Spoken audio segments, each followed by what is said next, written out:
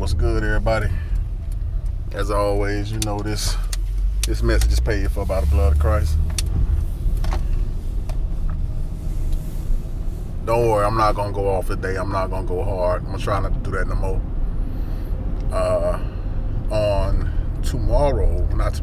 On the 18th, believe it or not, I start anger management. and it's fitting because, you know, the last two videos I kind of, you know, got in my feelings a little bit, you know, so, and I don't want to do that because, you know, I know some people don't like being fussed at, you know, so I want to apologize to that from the bottom of my heart.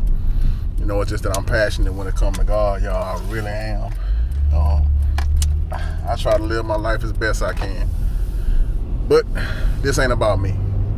This is about Psalms 16 and 9. 16 and 9. I'm pretty sure it's 16 and 9. But if it's not, you can always Google it. Just say to your phone, hey, Google, where does the Bible say we deviseth the path, but God selects our footsteps, or something like that? Basically, it says that in Psalm 16 and 9 that we choose the path, but God will order our footsteps.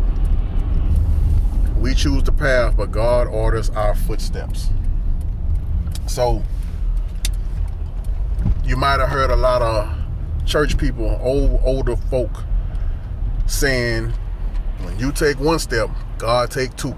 You know, I believe this is the verse that they got that from, where they saying, you know, you take one step, God take two. In other words, you got to do something for God to do the rest.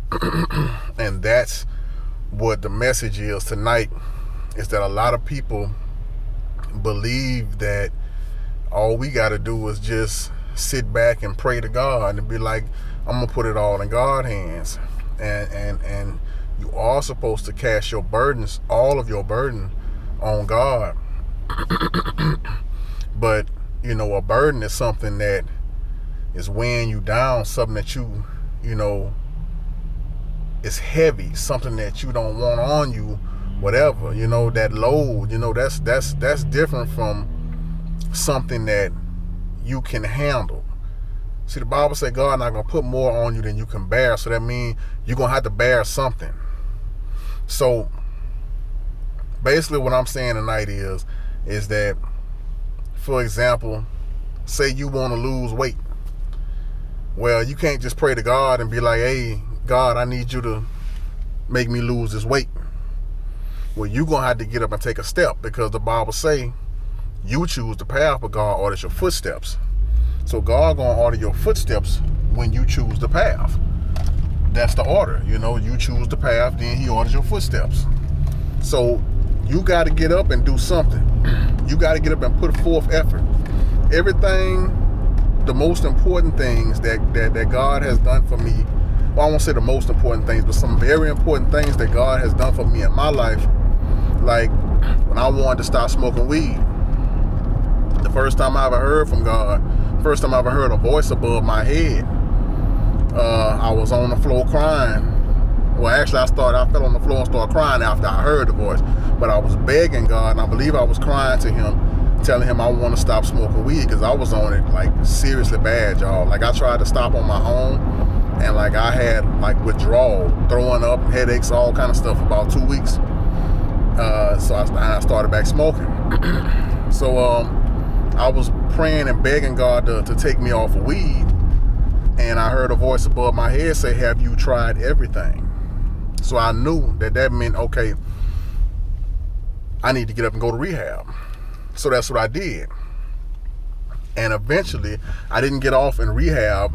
You know, that's another story there why I didn't get off. But I had quit for like 3 months.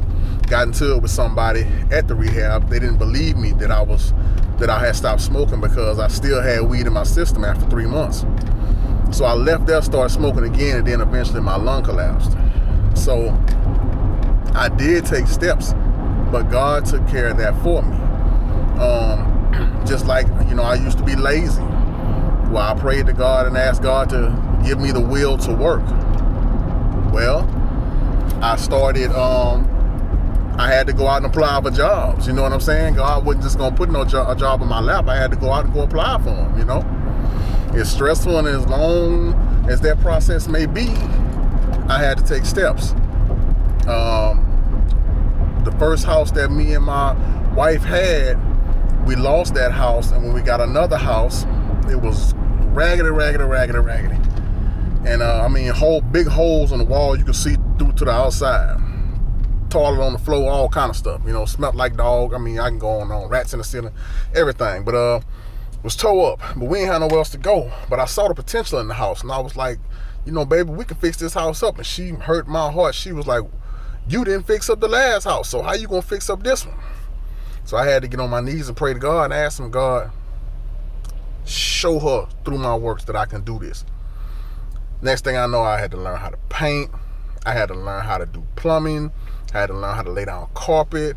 Had to learn how to patch up holes in the walls. All kind of stuff I learned how to do dealing with that house, you know. But I had to take steps. I had to call some friends over and get them to start showing me how to do stuff. And next thing I know, I was doing it on my own. So in all things, it's just like with this here, I always had a bad temper from the time I was a child.